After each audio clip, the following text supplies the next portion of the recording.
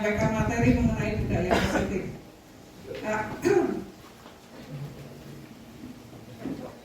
Di sini saya tidak bermaksud untuk menggurui atau apa. Mari kita belajar bersama. Nanti jika ada tanggapan atau masukan, tolong sampaikan kepada saya. Nanti saya sampaikan ke forum PGB seperti itu. Ya, budaya positif atau ekosistem positif, kita ambil perumpamaannya ini dari Ki Hajar Dewantara. Kita ambil contoh perbandingan dengan hidup tumbuh-tumbuhan seorang petani.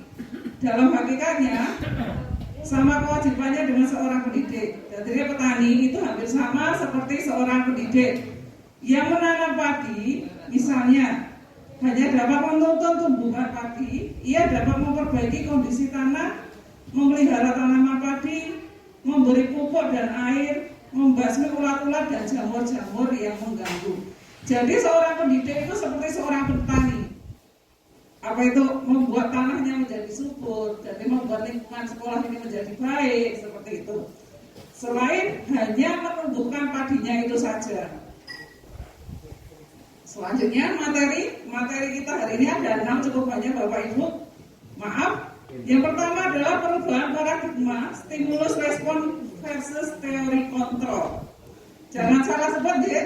Selanjutnya arti disiplin dan motivasi. Kemudian apa Pak? Selanjutnya keyakinan kelas, hukuman dan penghargaan.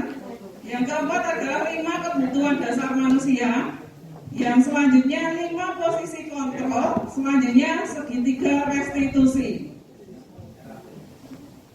Yang pertama, perubahan paradigma stimulus respon versus teori kontrol. Maaf, teori kontrol menurut Dr. William Glasser antara lain. Jadi kita kadang merasa bahwa mengontrol anak itu adalah hal yang baik untuk mendisiplinkan anak. Padahal itu hanya sebuah ilusi aja. Ilusi kontrol antara lain ilusi guru mengontrol murid, kemudian ilusi bahwa mengkritik dan membuat orang merasa bersalah dapat menguatkan karakter. Selanjutnya ilusi bahwa semua penguatan positif efektif dan bermanfaat. Selanjutnya ilusi bahwa orang dewasa memiliki hak untuk memaksa. Jadi kadang-kadang itu guru merasa kayak gini, ya aku bisa mengendalikan murid, itu lebih baik seperti itu. Atau enggak, saya dewasa, saya lebih tua, jadi murid-murid harus manut kepada saya apapun perkataan saya, seperti itu. Itu hanya sebuah ilusi. Selanjutnya, stimulus respon lawan teori kontrol menurut pandangan tentang dunia. Contohnya, stimulus respon, realitas kebutuhan kita itu sama. Kita merasa bahwa kebutuhan anak-anak itu sama. Padahal kenyataannya kebutuhan anak-anak itu berbeda, seperti itu. Ada lagi contohnya, semua orang melihat hal yang sama. Padahal setiap orang memiliki sudut pandang yang berbeda-beda. Kita pengen anak kita paham dengan pengetahuan kita. Padahal cara melihat anak itu beda-beda, seperti itu. Ada yang pas diterangkan segitiga, siku-siku, mereka lihatnya siku-siku. Ada yang lihatnya kok bukan siku-sikunya, tapi sudut yang lain, seperti itu. Itu stimulus respon lawan teori kontrol. Selanjutnya, arti disiplin dan teori motivasi. Disiplin menurut Ki Hajar Dewantara, di mana ada kemerdekaan, disitulah harus ada disiplin yang kuat. Sungguh pun disiplin itu bersifat self-disiplin. Jadi disiplin itu hanya disiplin diri sendiri, bukan mendisiplinkan orang lain. Yaitu kita sendiri yang mewajibkan kita dengan sekeras-kerasnya, tetapi itu sama saja. Sebab jika kita tidak cakap melakukan disiplin diri, wajiblah penguasaan lain mendisiplinkan diri kita dan peraturan. Ya, mohon yung ngapunten Bapak Ibu tolong diperhatikan ya. Iya, tidak self disiplin, disiplin diri sendiri dulu sebelum mendisiplinkan orang lain, seperti itu. Selanjutnya disiplin menurut Yen. Disiplin itu berasal dari berarti belajar. Oke, maaf Bu. Oh ya, disiplin, terima kasih Bu. Disiplin itu berasal dari kata disiplina, yang berarti belajar. Bahwa ketika kita ingin disiplin, kita itu belajar dari kita sendiri, seperti itu. Selanjutnya, disiplin ini juga berkontraksi dengan disiplin diri dari murid-murid Sokrates. Jadi disiplin ini berdasarkan dari murid-murid Sokrates dan Plato, seperti itu. Selanjutnya, teori motivasi perilaku manusia. Dian Gases dalam bukunya Extraction School Disiplin menyatakan ada 3 alasan motivasi. Jadi kita untuk melakukan sesuatu itu ada 3 alasannya, ada 3 motivasi untuk melakukan hal tersebut. Yang pertama, untuk menghindari hukuman. Selanjutnya, untuk mendapatkan imbalan. Yang ketiga, untuk menjadi orang yang mereka inginkan atau menghargai diri sendiri. Yang 1, 2 itu dari orang lain, motivasi dari orang lain. Contohnya kemarin baru kita penilaian Bu. Kalau kamu udah ngerjakan tugas atau kamu udah menghubungi guru, kamu udah dapat nilai, raportmu udah bisa diunduh seperti itu. Wah, itu termasuk hukuman yang mana itu? Itu hukuman karena motivasi karena hukuman. Mereka kayak guru nih, wah kurang terbiji, jadi mereka kayak guru deh, kayak itu biji. Itu motivasi karena hukuman. Kemudian ada motivasi karena imbalan. Kamu kalau belajar dapat nilai 90 nanti akan bu guru kasih uang. Nah itu motivasi karena imbalan. Kemudian ada motivasi karena ingin dirinya lebih baik. Itu yang dari internal. Yang ketiga ini, untuk menjadi orang yang mereka inginkan dan menghargai diri sendiri. Itu motivasi perilaku manusia, ada 3. Selanjutnya, tujuan dari disiplin positif adalah menanamkan motivasi yang ketiga pada murid-murid kita, yaitu untuk menjadi orang yang mereka inginkan. Jadi tujuan dari disiplin dan motivasi itu adalah biar si anak-anak kita ini menjadi apa yang dia inginkan. Dia ingin meraih sukses apa yang dia inginkan, seperti itu. Selanjutnya, ada keyakinan kelas, hukuman, dan penghargaan. Kalau di kita itu bukan keyakinan kelas, namanya apa itu? Di awal tahun itu apa? Kesepakatan kelas. Keyakinan kelas itu hampir sama dengan kesepakatan kelas. Keyakinan kelas, pembentukan keyakinan kelas, ada keyakinan kelas bersifat lebih abstrak daripada peraturan yang lebih rinci dan konkret. Kemudian keyakinan kelas berupa pernyataan-pernyataan yang universal. Selanjutnya, pernyataan keyakinan kelas senantiasa dibuat dalam bentuk positif. Jadi kalau kita membuat kesepakatan kelas, jangan menggunakan kata-kata berbentuk negatif. Jangan ramai, seperti itu. Jangan lari-lari di dalam kelas, kita ganti menjadi kata-kata yang lebih positif. Kemudian keyakinan kelas sebenarnya tidak. Contohnya, jangan lari-lari di dalam kelas. Berjalan dengan baik di dalam kelas dan di koridor, seperti itu. Terus jangan ramai, perhatikan gurumu ketika mengajar, seperti itu. Itu contohnya pakai kalimat yang positif. Jangan lagi jangan glory apa jangan apa gitu. Keyakinan kelas hendaknya tidak terlalu banyak. Jadi ini keyakinannya jangan terlalu kritik kayak gitu. Selanjutnya, keyakinan kelas banyak sesuatu yang dapat diterapkan di lingkungan tersebut. Jadi ketika kita membuat keyakinan kelas atau kesepakatan kelas, kita sesuaikan dengan kondisi di kelas anak tersebut. Si anak itu kira-kira model-modelannya itu kayak apa gitu. Selanjutnya, semua warga kelas hendaknya ikut berkontribusi dalam pembuatan. Selanjutnya, bersedia meninjau kembali keyakinan kelas dari waktu ke waktu.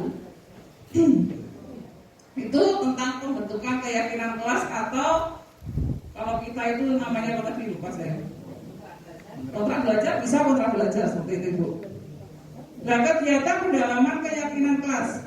Kita ketika membuat keyakinan kelas harus diperhatikan 3 hal, yaitu hormat. Selanjutnya, bekerja, diterima dan dimiliki. Seperti itu, hormat, bisa dibuat tabel yang tampak itu seperti apa, yang tidak tampak itu seperti apa, seperti itu. Kemudian atau dibuat tabel yang bentuknya Y ini, yang terdengar itu seperti apa, yang terlihat itu seperti apa, kemudian yang berlaku itu seperti apa ketika kita membuat keyakinan kelas. Selanjutnya, kemudian selain keyakinan kelas, kita juga membuat tugas guru di kelas itu apa sih? Kemudian tugas murid di kelas itu apa sih? Kayak gitu. Kemudian yang bukan tugas guru di kelas itu apa? Kemudian yang bukan tugas murid di kelas itu apa? Kita sebutkan juga seperti itu Bapak Ibu. Ini saya ada permainan, coba diisi, saya share ke grup ya. Kita coba membuat keyakinan di kantor, bukan di kelas tapi keyakinan di kantor. Sebentar, saya nanti WA saya ke. Oh iya.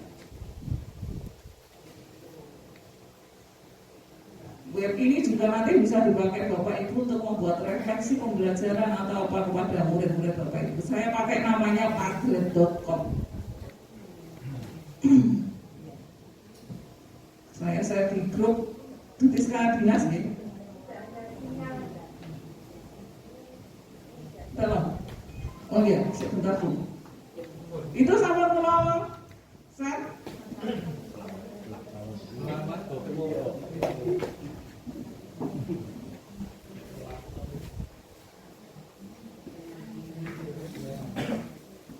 Keyakinan atau kesepakatan di kantor, coba kita membuat. Di sini sudah saya share itu linknya. Coba Bapak Ibu ya sebentar. Kok masih jawab ya?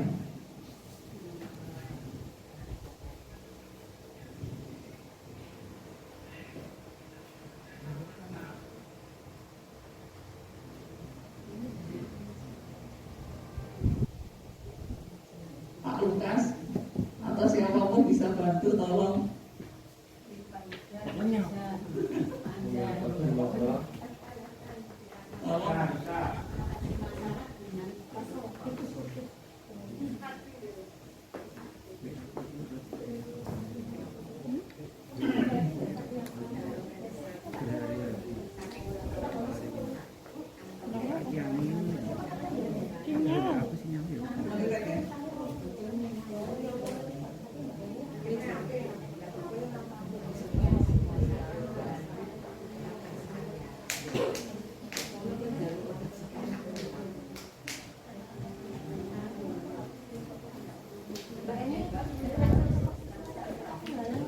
Coba Bapak Ibu itu klik apa itu namanya?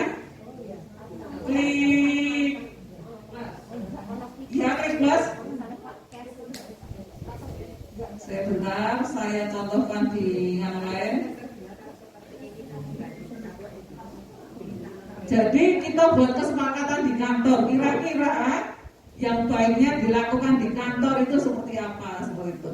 Kita klik plus, kemudian subjeknya itu bisa nama Bapak Ibu. Iya, Padlet itu. Apa itu, web ini bisa digunakan untuk membantu siswa atau mengutarakan pendapatnya seperti itu, atau untuk membuat refleksi seperti itu Bapak Ibu.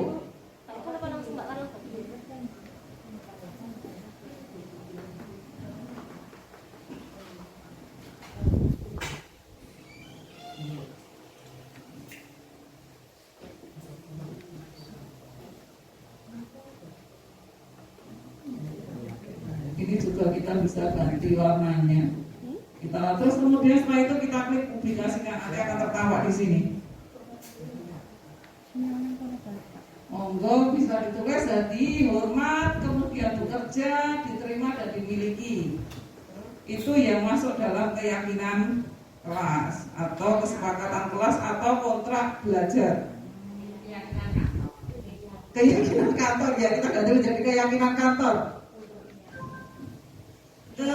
Maaf, saya kadang-kadang itu salah menulis, tidak tahu tipu atau apa-apa, atau sok-sok salah mengeja seperti itu Bapak Ibu.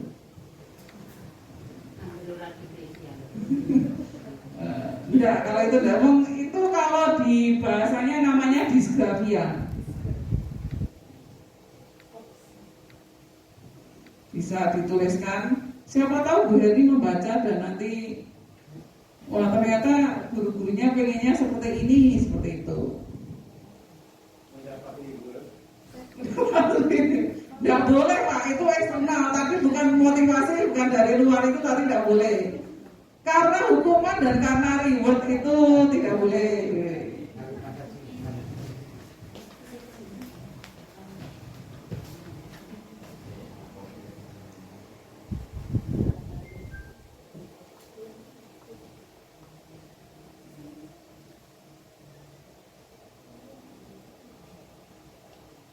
Jadi kalau selain share dokumen di Google Doc itu, kita juga bisa saling mengisikan pendapat lewat ini padlet.com ini.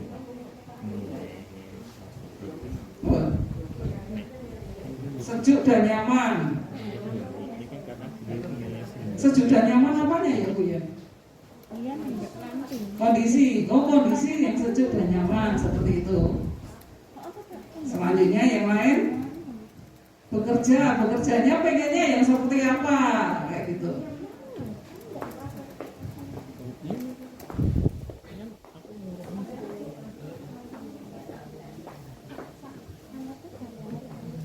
Mendengarkan dengan baik saat ada yang berbicara di depan. Oh ini ada lagi.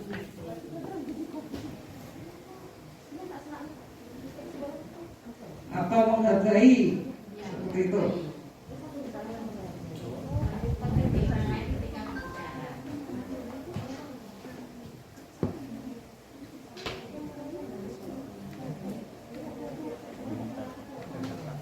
Selanjutnya adalah kalau bekerja pengen suasananya bekerja itu kesepakatan kantornya ya seperti apa? Oh pengennya kalau bekerja di kantor itu seperti ini kayak gitu. Atau enggak ini yang diterima dan dimiliki itu pengennya itu gurunya saling gimana kayak gitu. Sayanya gimana, jenengannya gimana seperti itu. Ada lagi kami yakini bahwa sangat untuk menghargai semua orang yang sedang berbicara. Wah ini berkaitan dengan berbicara semua gitu. Hormatnya berkaitan dengan berbicara semua. Ada yang lain? One team, one goal. Oke, satu tim, satu tujuan. Ini ada pakai bahasa Inggris nih. One team, one goal. Lah tujuannya apa? Tujuannya kira-kira?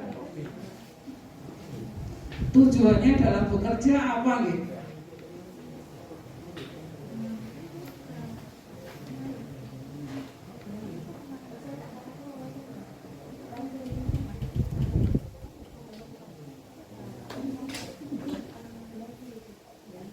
Oke, berkaitan dengan ini saya lanjut nanti tidak kelamaan. Ya. Tadi sampai ini.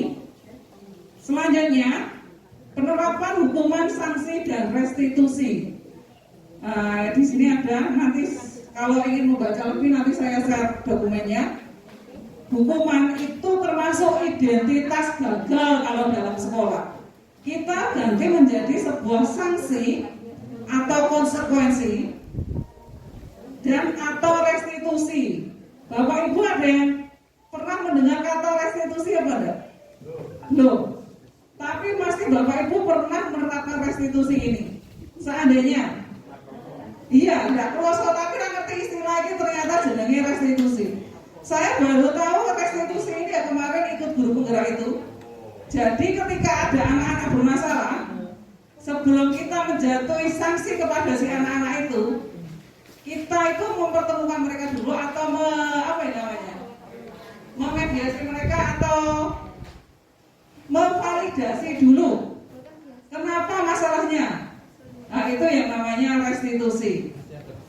Contohnya di sini, kalau hukuman itu sesuatu yang menyakitkan dan harus terjadi, sedangkan sanksi sesuatu harus terjadi. Oke, monggo. Kemudian restitusi merupakan sebuah pilihan. Jadi kalau kita menawarkan ke anak-anak, kamu mau restitusi enggak? Atau kamu mau meminta maaf enggak? Kayak gitu. Ini penerapannya masih negatif. Kalau hukuman itu konteksnya negatif, kalau sanksi itu konteksnya netral, dan restitusi itu konteksnya positif. Nah di sini ada pengertian hukuman itu seperti apa, sanksi itu seperti apa, dan restitusi ini kok kosong.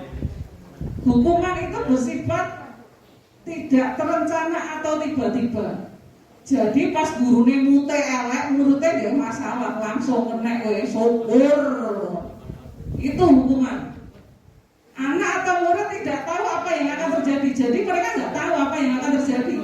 Tergantung mute guru, gurune lagi padu karo bojone nang omah atau delala dijalui duit putune ora beda tekan sekolah muridnya gawe perkara. Pas sekarang, mayo hubungi lapangan. Nah itu namanya hukuman. Lagi aku mau kok ketika melayu seperti itu hukuman. Selanjutnya sanksi untuk lingkungan pendidikan disesuaikan menjadi konsekuensi. Jadi ketika anak melakukan itu sudah tahu akibat yang akan terjadi apa seperti itu sanksi. Nah kalau tadi keyakinan kelas dilanggar, itu nanti jatuhnya bukan hukuman tapi sanksi seperti itu. Kemudian restitusi, loh kok restitusi kosong? Nanti restitusi ada bagiannya sendiri di yang ke-6. Selanjutnya dihukum oleh penghargaan. Ternyata ketika kita memberikan reward ke anak-anak itu suatu kesalahan atau termasuk hukuman. Iya. Contohnya ini, pengaruh jangka pendek dan jangka panjangnya. Jika kita menggunakan penghargaan lagi, maka orang tersebut akan tergantung. Jadi ketika Anda, kamu kalau dapat nilai 10 tak kasih hadiah. Jadi nanti ketika jenengan dan kasih hadiah adalah pas guru sosok kan ya ono wayahe ra dhewe. Lho kok aku ora dikasih hadiah ya?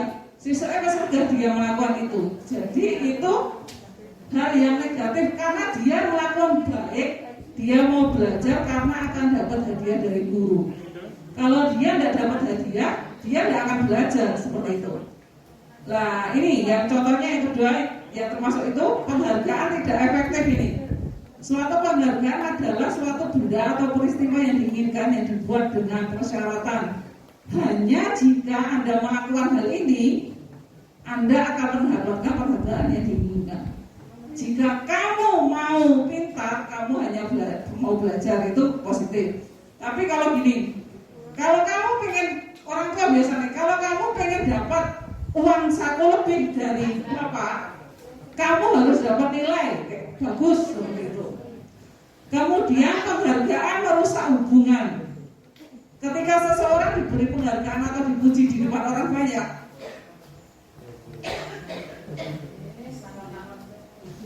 maka yang lain akan merasa ini. Jadi kalau ada anak yang pinter, cah bagus, pintere, lah nak kono cah butuh wis elek ra kaya pinter nek. Dia akan merasa tersinggung. Ternyata dipuji ku wong sing bagus karo pinter kok. Seperti itu. Selanjutnya penghargaan mengurangi ketepatan. Penghargaan itu kadang-kadang lebih keberuntungan kayak gitu. Delala ono bocah sing biasane rasional iso jawab, dia dapat hadiah. Delala bocah sing siji iki rada ndak enak awake tapi dia belajar. Lah yang dapat hadiah tidak tahu belajar, itu yang namanya penghargaan mengurangi ketepatan. Selanjutnya penghargaan menghukum. Penghargaan menghukum mereka yang tidak mendapatkan penghargaan. Misalnya dalam sistem ranking, mereka yang tidak dapat ranking itu merasa dihukum. Si anak, kalau kita sekarang sudah tidak ada sistem ranking, berarti kemungkinan ini sudah tidak dipakai seperti itu.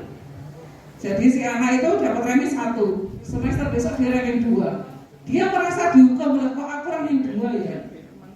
Kayak gitu, itu penghargaan yang menghukum. Jadi tidak selamanya reward itu adalah hal yang baik. Ada masanya reward itu ternyata sebuah hukuman untuk anak. Selanjutnya, kebutuhan dasar manusia.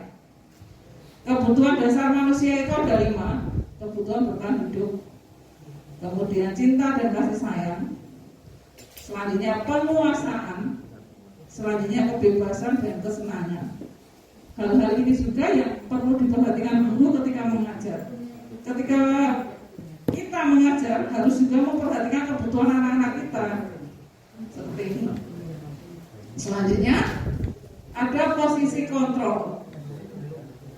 Ada 5 posisi kontrol guru yang guru lakukan. Pertama adalah penghukum.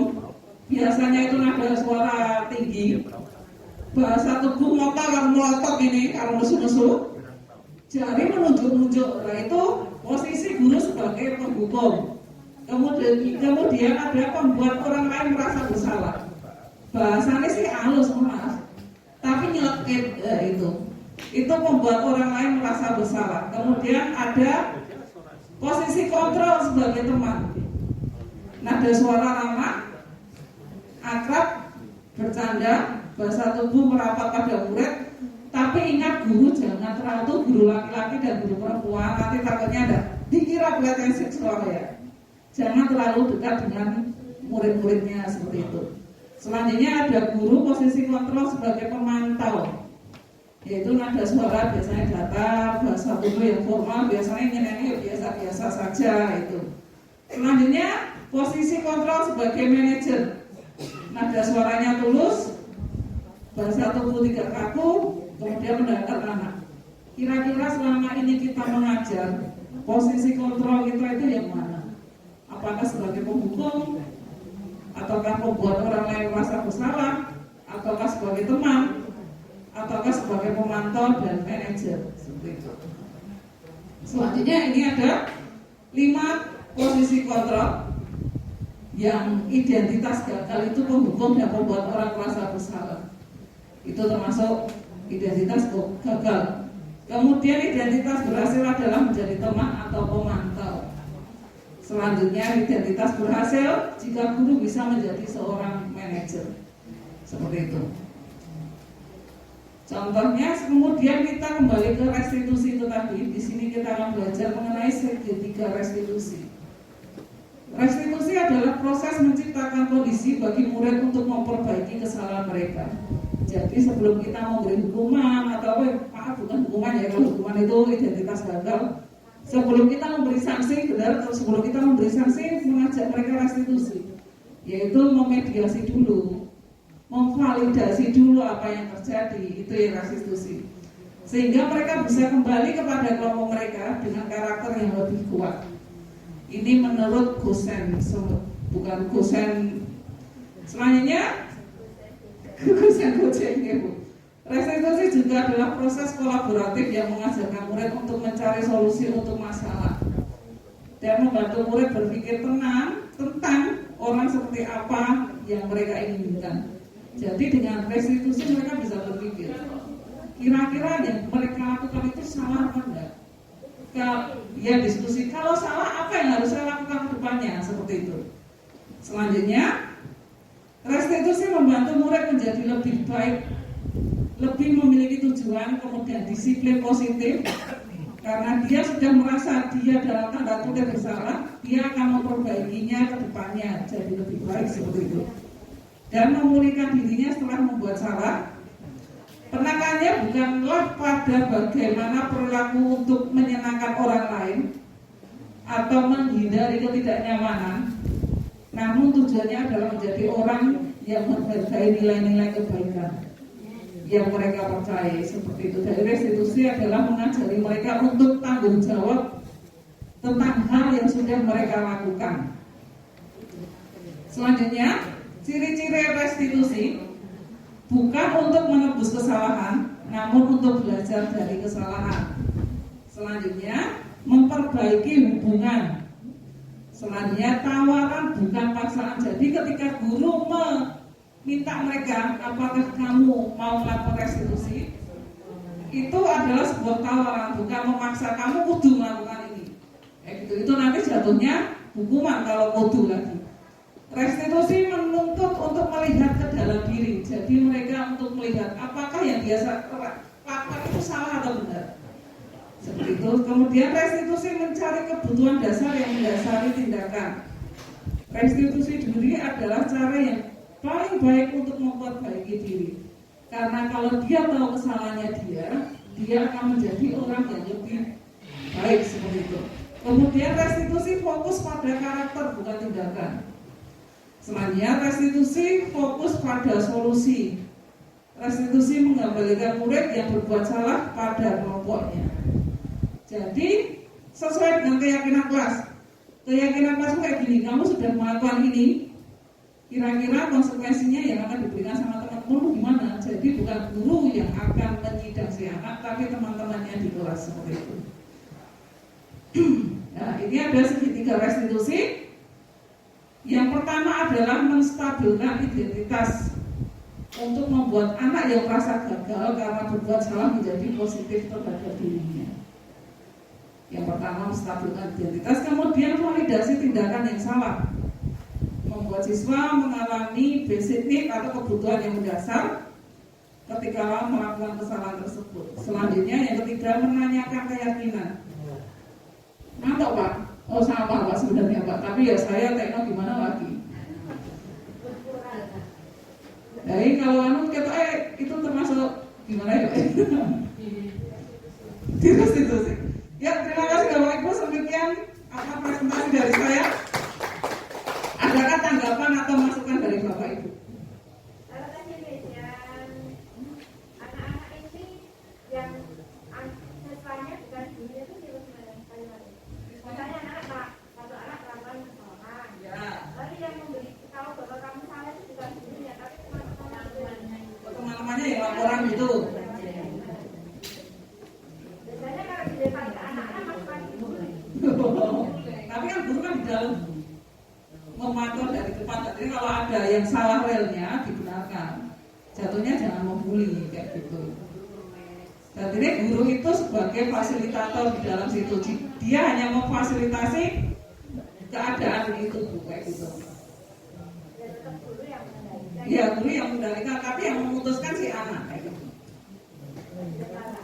Iya, lewat anak. Iya, jadinya manajerial benar. Tadi kan ada 5 nih. Ada menghukum, kemudian ada membuat senang itu tadi. Nah, di situ guru sebagai manajerial yang memantau. Oke, ada tanggapan lain Bapak Ibu? Ini tentang ini, Primo? Ya. Sesuai dengan diajar Dewan Loro tadi kan ada itu. Apa Bu? Dengan kemerdekaan terus anak-anak apa itu? Yang pertama lagi. Maksudnya menurut diajar Dewan Loro dengan kemerdekaan anak-anak. Ini di mana ada kemerdekaan disitulah harus ada disiplin ini kan Bu.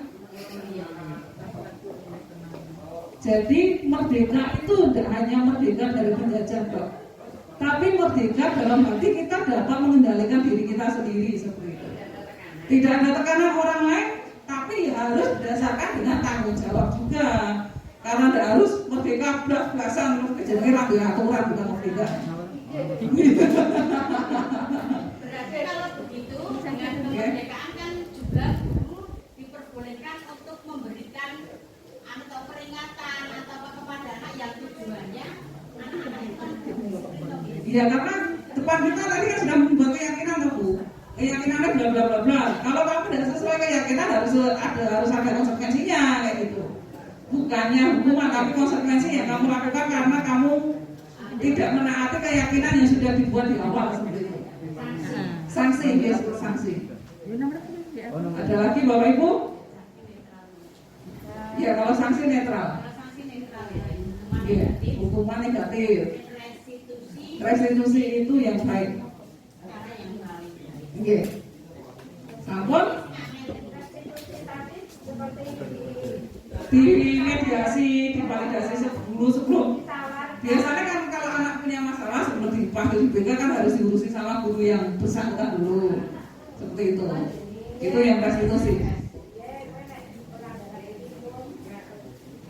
Tapi jatuhnya jangan seperti mengejudge gitu Bu. Itu nanti kalau kamu udah garap udah kayak gini kayak gitu udah. Contohnya kalau soal menggarap